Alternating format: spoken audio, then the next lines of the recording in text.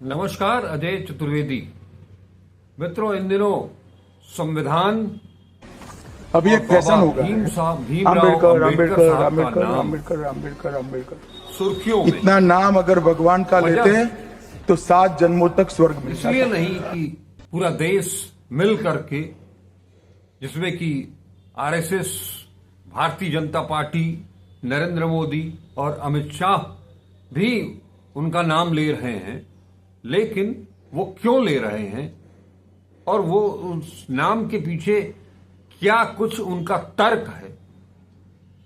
आपने सुना कि किस तरह से राज्यसभा के भीतर गृह मंत्री अमित शाह ये कहते हुए पाए जाते हैं कि आजकल एक फैशन चल गया है, अंबेडकर अंबेडकर अंबेडकर अंबेडकर अंबेडकर।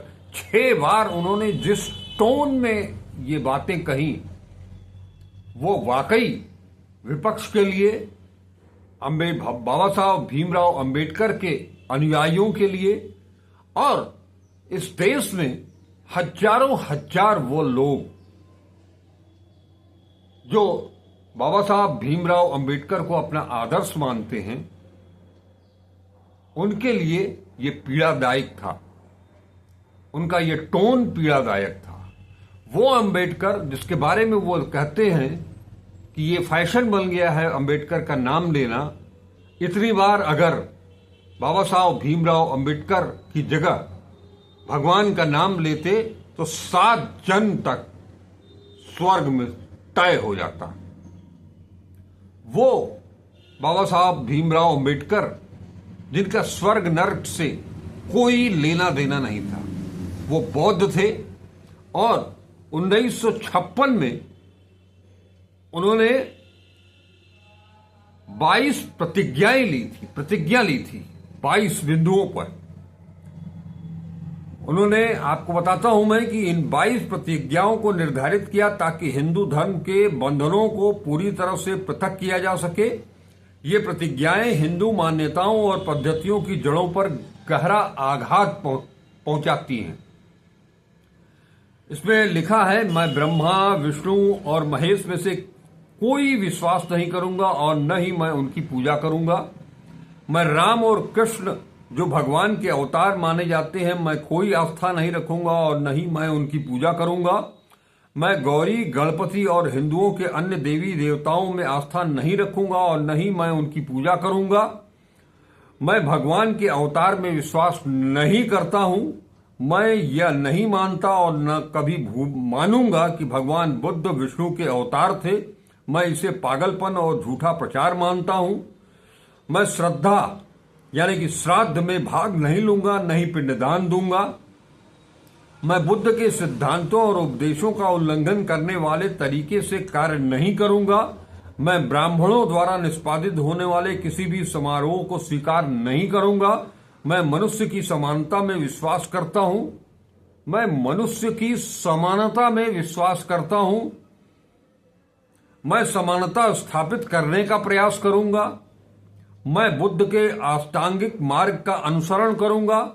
मैं बुद्ध द्वारा निर्धारित परिमितों का पालन करूंगा। मैं सभी जीवित प्राणियों के प्रति दया और प्यार भरी दयालु रहूंगा और उनकी रक्षा करूंगा। मैं फिर से पढ़ता हूं, मैं सभी जीवित प्राणियों के प्रति दया और प्यार भरी दयालु रहूंगा तथा उनकी रक्षा करूंगा। मैं चोरी नहीं करूंगा। मैं झूठ नहीं बोलूंगा। मैं कामुक पापों को नहीं करूंगा। मैं शराब, ड्रग्स जैसे मादक पदार्थों का सेवन नहीं करूंगा। मैं महान अष्टांगिक मार्ग के पालन का प्रयास करूंगा एवं सहानुभूति और अपने दैनिक जीवन में दयालु रहने का अभ्यास करूंगा। मैं हिंदू धर्म का त्याग करता हूं जो मानवता के लिए हानिकारक है और उन्नति और मानवता के विकास में बाधक है, क्योंकि यह असमानता पर आधारित है और स्वधर्म के रूप में बौद्ध धर्म को अपनाता हूं। मैं दृढ़ता के साथ यह विश्वास करता हूं कि बुद्ध का धम्म ही सच्चा धर्म है। मुझे विश्वास है कि मैं इस धर्म परिवर्तन के द्वारा फिर से जन्म ले रहा हूं।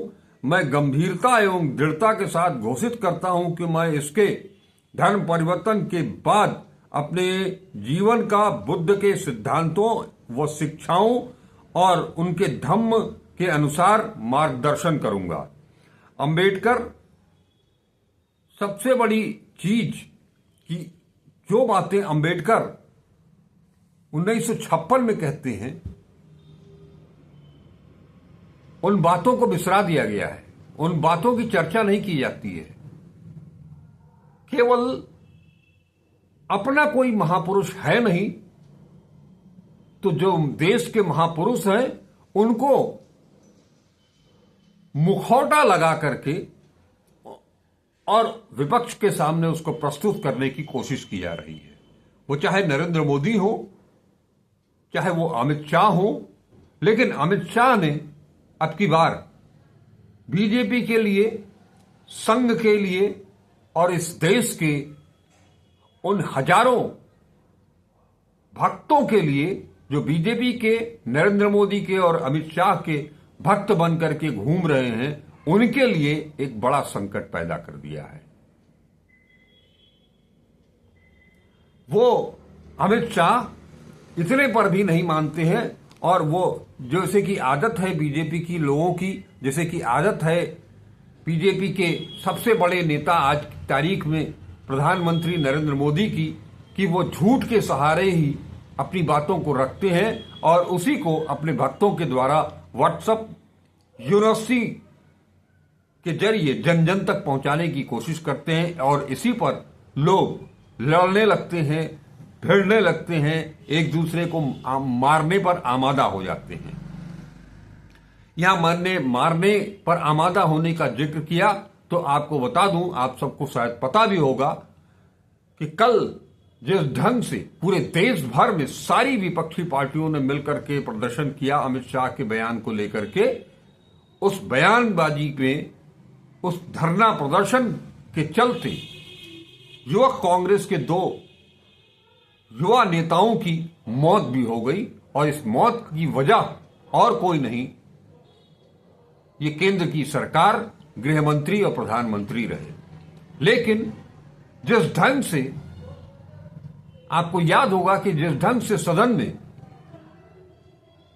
बीजेपी के एक सांसद, पूर्व मंत्री ने राहुल गांधी के ऊपर टिप्पणी करते हुए यहां तक बोल दिया था कि जिसकी जात का पता नहीं है वो जात जनगणना कराएगा, उस इतने खिलौने, इतने गिरे हुए बयान को लेकर के भी उस वीडियो को प्रधानमंत्री ने ट्वीट किया था और उसकी सराहना की थी। उसी तरह से अंबेडकर को लेकर के, नेहरू को लेकर के जो कुछ भी उन्होंने कहा, कांग्रेस को लेकर के उन्होंने, अमित शाह ने जो कुछ कहा, उसे भी प्रधानमंत्री ने ट्वीट किया और 1-2 नहीं 6-7 ट्वीट कर दिए। इतना ट्वीट तो वो मणिपुर पर आज तक कभी नहीं किए। इतना ट्वीट वो देश की बेटियों के साथ होने वाले अत्याचार को लेकर के कभी उन्होंने ट्वीट नहीं किया। लेकिन अमित शाह को बचाने के लिए, जो कि उनके जिगरी दोस्त हैं, उनको बचाने के लिए ट्वीट किया। कल मैंने आप लोगों को एक वीडियो पेश किया था जिसमें कि कांग्रेस अध्यक्ष मल्लिकार्जुन खड़गे साहब के प्रेस कॉन्फ्रेंस को भी जोड़ा था, उसे आप सुन सकते हैं। अदरवाइज मैं उसे डिस्क्रिप्शन में उसका लिंक भी शेयर कर दूंगा, आप उसे देखिएगा, सुनिएगा। और राज्यसभा में मल्लिकार्जुन खड़गे साहब ने जो कुछ भी नेहरू और पटेल और संविधान को लेकर के जितनी बातें कही थी, नेहरू, पटेल, अंबेडकर, गांधी और संविधान को लेकर के जो बातें कही थी, जो खुलासे साक्ष्य के साथ प्रस्तुत किए थे, वो सब मैंने आप सबके सामने रखा था 2 दिन पहले। उसे भी आप देख सकते हैं हमारे अजय चतुर्वेदी यूट्यूब चैनल पर जाकर के। और अब अमित शाह कहते हैं कि सवाल खड़ा करते हैं नेहरू के ऊपर कि नेहरू की खामियों के चलते अंबेडकर को पहले मंत्रिमंडल से इस्तीफा देना पड़ा था। वो अनुसूचित जाति जनजाति को लेकर के उनके साथ हो रहे अत्याचारों की बात कर रहे थे, वो धारा 370 की बात कर रहे थे। इतनी सारी बात तो उन्होंने कही, लेकिन जो मूल मुद्दा था वो 2 मुद्दे थे केवल। नेहरू को जो अंबेडकर ने पत्र लिखा था उसमें विशेषतः 2 मुद्दे थे। उस दौर में एक बड़ा कार्यक्रम, बड़ी मुहिम चल रही थी कांग्रेस के द्वारा, अंबेडकर के द्वारा, डॉक्टर भीमराव अंबेडकर के द्वारा, और जवाहरलाल नेहरू उसका समर्थन कर रहे थे। वो था हिंदू कोड बिल, जो कि खुद डॉक्टर भीमराव अंबेडकर ने उसे तैयार किया था। और नेहरू ये चाहते थे कि वो कोड बिल संसद में पास हो जाए, लेकिन वो संसद में गिर गया था वो। और उसका सबसे ज्यादा विरोध किसी ने किया था तो वो आरएसएस ने किया था, वो तत्कालीन जनसंघ ने किया था, और उसके पुतले जलाए गए थे हिंदू कोड बिल को लेकर के। और बाकायदे इसका भी प्रधान नेहरू को पत्र लिखते समय उसका दूसरा कारण था उनके इस्तीफा देने का कि वो गंभीर रूप से अस्वस्थ हो चले थे। इस पर उन्होंने नेहरू को पत्र लिखा था और इस्तीफा दिया था। नेहरू ने उस पत्र का जवाब उसी दिन दिया। जो वो कहते हैं, अमित शाह संसद में झूठ बोलते हैं कि नेहरू ने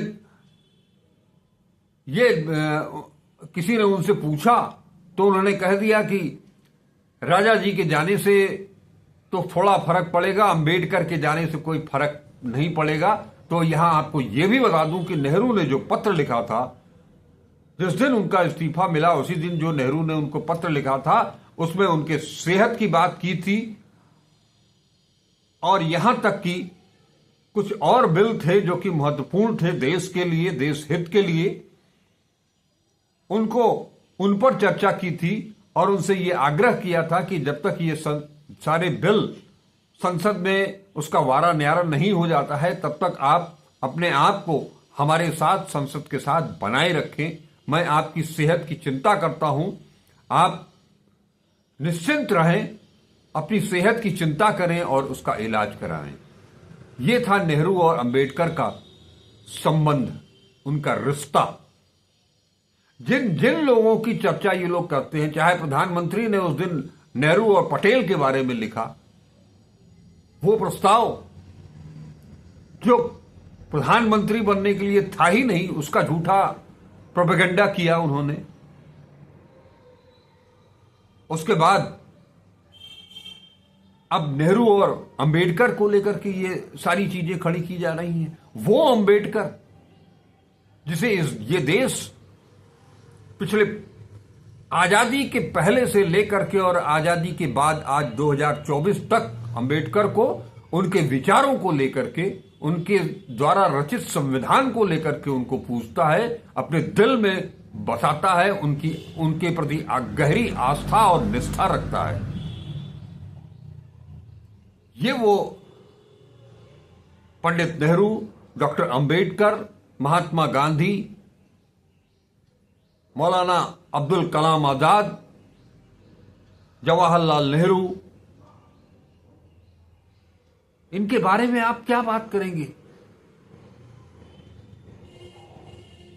जब संविधान का पग पग पर आप उल्लंघन करते हैं, चाहे वो चुनावी प्रक्रिया हो, निर्वाचन आयोग का गठन हो, मणिपुर जैसे राज्य में जिस तरह की हिंसा को बढ़ावा दिया जा रहा है वो हो, चाहे उत्तर प्रदेश से एक आवाज उठती हो, बटेंगे तो कटेंगे, उसको परिमार्जित किया जाता हो, एक है तो सेफ है, इस तरह से आप अंबेडकर का सम्मान करते हैं। अमित शाह कहते हैं कि उन्होंने बहुत सारे स्मारक बनवाए। स्मारक बना करके आप उन्हें पूछते हैं, उनके विचारों को ढटा बताते हैं, उनके विचारों को आत्मसात करने की कुवत भी नहीं है आपके अंदर। आप संविधान की प्रतियां जलाते हो, संविधान को जलाते हो, अंबेडकर का पुतला जलाते हो, गांधी का पुतला जलाते हो, जवाहरलाल का पुतला जलाते हो और अंबेडकर की बात करते हो, सिर्फ इसलिए कि आपके जो वो भक्त हैं जिन्हें इतिहास न इतिहास से मतलब है, न अपने अतीत से मतलब है, गौरवशाली अतीत से मतलब कोई नहीं है, और संविधान से तो कोई सरोकार ही नहीं है, क्योंकि आप तो मनुस्मृति के पोषक हो, उसके द्वारा प्रचलित कानून की बात करते हो, तभी तो आप स्वर्ग नर्क की बात करते हो। जबकि अंबेडकर साफ साफ प्रतिज्ञा में अपने कहते हैं कि वो उससे उनका कोई दूर दूर का रिश्ता नाता नहीं है। आप बात करते हो नेहरू और अंबेडकर की तौहीन करके आप राजनीति करना चाहते हो। उन लोगों के ऊपर आरोप लगा रहे हो कि वो आजकल अंबेडकर कर रहे हैं। अंबेडकर का नाम आप सिर्फ अपने स्वार्थ के लिए, अपनी राजनीति के लिए, अपनी सत्ता के लिए अंबेडकर का नाम आप लेते हो, उनके ऊपर चित्र पर पुष्पांजलि चढ़ाते हो। आप कांग्रेस के ऊपर जो आरोप लगाया जाता है, कांग्रेस ने तो जाने कब का उनके विचारों को संकलित करके, उनके लिखित जितने दस्तावेज थे उनको संकलित करके उसका एक संकलन प्रकाशित करवाया है। आपके अंदर कुवत की आप जो है वो इस तरह की कोई रचनात्मक कार्य कर सके। आप ही लोग, बात सही है कि जब उत्तर प्रदेश में लखनऊ में मायावती अंबेडकर से लेकर के, कांशीराम से लेकर के और अपने पूर्वजों महापुरुषों को की मूर्तियां लगवा रही थी, तो आप लोग किस तरह से पानी पी पी करके उनको गाली दिया करते थे। अब फिर जो शख्स अपने जीवन में कहता है कि उसे मनुस्मृति से कोई लगाव नहीं है, कोई मतलब नहीं है, उसे ईश्वर से, स्वर्ग नरक से, धर्म से कोई सरोकार नहीं है, उसकी मूर्ति लगा करके, उसके संग्रहालय बना करके आप उनकी पूजा बस दीवारों में, जैसे कि नारियों को आपने देवी बना दिया और उनको पूजित करने लगे, और साथ साथ उनके साथ जितना अत्याचार हो सकता है उतना अत्याचार आप सब लोग कर रहे हैं। आपकी पार्टी के लोग कर रहे हैं, आपके मंत्रियों का काम ये हो रहा है। और प्रधानमंत्री तो खुद लोकसभा चुनाव में एक ऐसे उम्मीदवार का प्रचार करने के लिए जाते हैं और कहते हैं कि इनसे उनको मजबूती मिलेगी, जो कि एक मास रेपिस्ट था। आपकी पार्टी के अंदर अंबेडकर जब कहते हैं कि वो उन प्रतिज्ञाओं में भोग विलास भी है, कामातुर न होने की भी कामना है, और आपके पार्टी के युवा इसी IIT BHU के अंदर छात्रा के साथ गैंगरेप करते हैं। आपका सांसद महिला पहलवानों के साथ जो है वो दुराचार करने का उसके ऊपर आरोप लगता है, उसका आप समर्थन करते हो। आप संविधान की बात कर दो, आप अंबेडकर की बात करते हो। आज ये देश अगर कायम है, अगर इसकी उन्नति हुई है, तो वो डॉक्टर भीमराव अंबेडकर द्वारा रचित संविधान के चलते है। आधुनिक भारत के निर्माणकर्ता पंडित नेहरू के चलते है, इंदिरा गांधी के चलते है, राजीव गांधी के चलते है, और आज की तारीख में उसी परंपरा को आगे बढ़ाते हुए राहुल गांधी खड़े हैं। आप किसकी आलोचना करोगे? मूर्ति बना देंगे, उन्हें भारत रत्न नहीं दिया गया।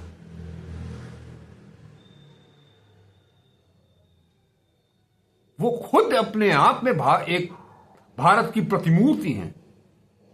आप लोग संविधान को जलाते हो, अंबेडकर का पुतला जलाते हो, तिरंगे को जलाते हो। शर्म आनी चाहिए आप लोगों को। ऐसे लोग आज अंबेडकर के भक्त बन करके घूम रहे हैं।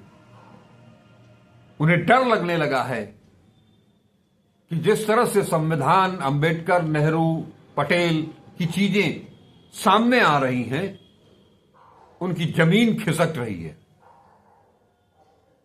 आज अमित शाह ने जो बयान दिया है राज्यसभा के अंदर, उसे लेकर के समूचा विपक्ष अड़ा हुआ है।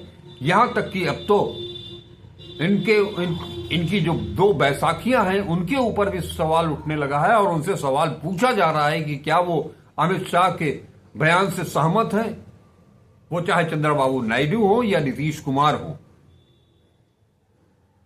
अपने स्वार्थ की खातिर, अपने सत्ता की खातिर, अपनी राजनीति की खातिर देश को गिरवी रखने का काम करने वाले लोग अंबेडकर वादी बनने का ये जो स्वांग रच रहे हैं, आज किसी को संसद में घुसने नहीं दिया गया,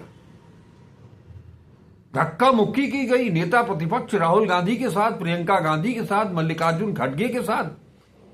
उसी धक्का मुक्की में एक बुजुर्ग भारतीय जनता पार्टी के सांसद को जो है वो चोट भी लग गई और उसे तूल बना दिया गया कि उसे राहुल गांधी ने धक्का दिया है।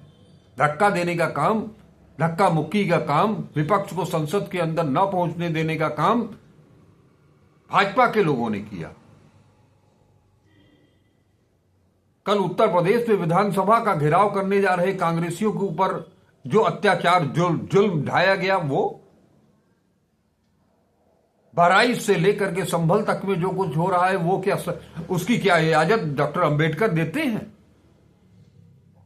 संविधान उसकी इजाजत देता है?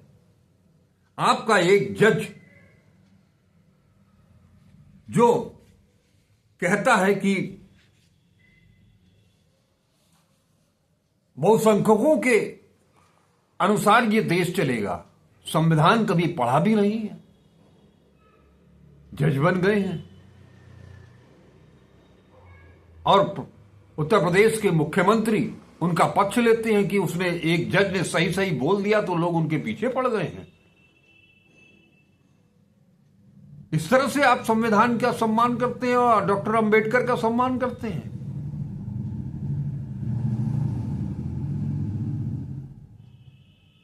आज की तारीख में मैं तो ये मानता हूं कि आज जो कुछ भी मैं हूं वो संविधान की बदौलत हूं, इस देश की बदौलत हूं।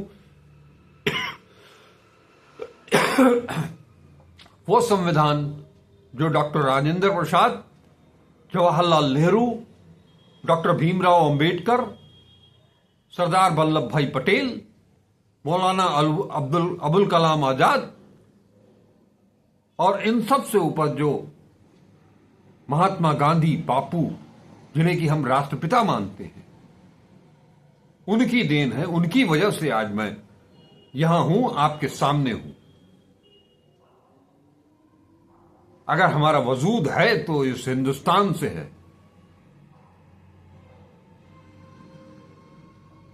वो संविधान हमें और हमारे जैसे करोड़ों लोगों को, अरबों लोगों को अपने मजहब के अनुसार, अपने धर्म के अनुसार, अपने संप्रदाय के अनुसार उपासना करने की भी छूट देता है।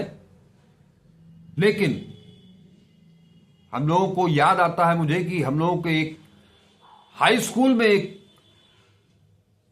चैप्टर था इंग्लिश में, जिसमें रूल्स ऑफ द रोड था कि आपकी आजादी वहीं खत्म हो जाती है जहां दूसरे की आजादी छीनने की आशंका पैदा हो जाए। ये विविधता में एकता वाला देश, इस देश को एक रखने का काम डॉक्टर भीमराव अंबेडकर ने किया, पंडित जवाहरलाल नेहरू ने किया, महात्मा गांधी ने किया, सरदार पटेल ने किया। आपके यहां से कोई एक नाम कभी नहीं आता है। स्वाधीनता आंदोलन में के दौरान पत्र लिख करके वायसराय को माफी मांग करके मुखबिर बन करके आप लोगों ने जो किया, वो देश का बहुसंख्यक वर्ग उसको जानता भी है। लेकिन मजबूरी है कि वो आपकी तरह, आप लोगों की तरह झूठ नहीं बोल सकता, दंगा नहीं फैला सकता, सड़क पर अनर्गल प्रलाप नहीं कर सकता, व्हाट्सएप यूनिवर्सिटी में अपने भद्दे मैसेज नहीं भेज सकता। मूर्ति मंदिर बना करके ये अंबेडकर की पूजा करेंगे, संग्रहालय बनाकर। ठीक है, अच्छी बात है, संग्रहालय बनने चाहिए, उनके विचारों का संरक्षण होना चाहिए, उनकी पुस्तकों का संरक्षण होना चाहिए, ज्यादा से ज्यादा लोगों तक उनके विचारों को पहुंचाना चाहिए। यह है उनका सम्मान। केवल मूर्ति बना देने से और भवन बना देने, इमारत खड़ी कर देने से किसी का सम्मान नहीं हो जाता है। अगर आपके अंदर कुवत है, अगर वास्तव में आप अंबेडकर को मानते हो, तो आपको अंबेडकर के विचारों को आत्मसात करके उसे लागू करने की जरूरत है। अंबेडकर कभी नहीं चाहते, उनकी सोच में था कि बहुसंख्यक जनता को पाई पाई के लिए मोहताज कर दो और एक 20-25 पूंजीपतियों को सारा धन देश का लुटा दो। ऐसा कभी अंबेडकर ने नहीं कहा।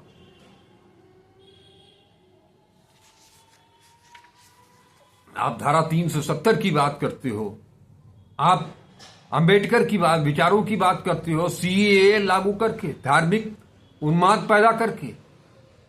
हिंदू राष्ट्र की कल्पना कभी अंबेडकर ने नहीं की थी, बल्कि वो इसका विरोध करते हैं। ये जो बुलडोजर राज, इसका कभी समर्थन नहीं किया। बटेंगे तो कटेंगे का समर्थन नहीं किया। एक है तो सेफ है का समर्थन कभी नहीं करते हैं अंबेडकर। संघीय ढांचा उन लोगों की देन है जिसे कि आप तोड़ने पर आमादा हो। हैरत होती है, जिन चीजों को लेकर के अंबेडकर ने आवाज बुलंद की थी, जिन परेशानियों को, जिन कठिनाइयों को झेल करके उन्होंने अपना व्यक्तित्व का निर्माण किया था, इतना बड़ा विराट व्यक्तित्व, जो परेशानियां, जो दिक्कतें, जो जलालतें उन्होंने खुद झेली थी, आज भी वो स्थिति लागू है।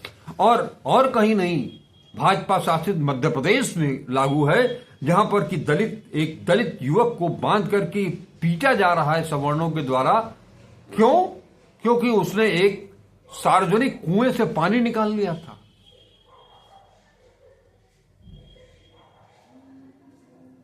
मुझे फक्र है उस बिटिया के ऊपर जो सार्वजनिक तौर पर कहती है कि आप कल भी अंबेडकर से डरते थे, आज भी डरते हो और कल भी डरते रहोगे। अंबेडकर को जानने के लिए, नेहरू को जानने के लिए, पटेल को जानने के लिए, अब्दुल कलाम आजाद को जानने के लिए, इस देश को जानने के लिए आपको पढ़ना पड़ेगा। व्हाट्सएप यूनिवर्सिटी को नहीं पढ़ना पड़ेगा। उन तमाम लोगों के, आजादी के दीवानों को, उन महापुरुषों की किताबों को, उनके पत्रों को पढ़ना पड़ेगा। तब आपने समझ में आया, तब आप समझ पाएंगे कि वो क्या थे। मेरी आम जनता से, युवाओं से खास तौर पर अपील है कि वो महापुरुषों को पढ़ना शुरू करें। प्रधानमंत्री नरेंद्र मोदी, अमित शाह, किरण रिजिजू को सुनने से, ओम बिरला को सुनने से, जगदीप धनखड़ को सुनने से आपको इस देश के बारे में रंच मात्र भी जानकारी नहीं हो सकती है।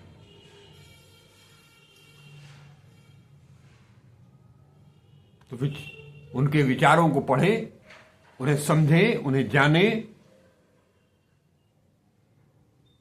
फिर सड़क पर उतरें झंडा डंडा लेकर के। नमस्कार, डॉक्टर अजय चतुर्वेदी। आप पढ़िए, वीडियो को पूरा देखिए, समझिए। YouTube पर बहुत सारे लोग हैं जो कि इस दौरान बहुत से अच्छे अच्छे वीडियो बना करके ले आ रहे हैं, खोज मेहनत कर रहे हैं। उनके यहां जाइए, उनको देखिए। ये टीवी चैनलों से काम नहीं चलेगा जो झूठ पर झूठ परोसते हैं। पत्रकारिता को बदनाम कर दिया है, नष्ट नाबूद कर दिया है। उनको सुनने से आपका कोई लाभ नहीं होने वाला है। नमस्कार।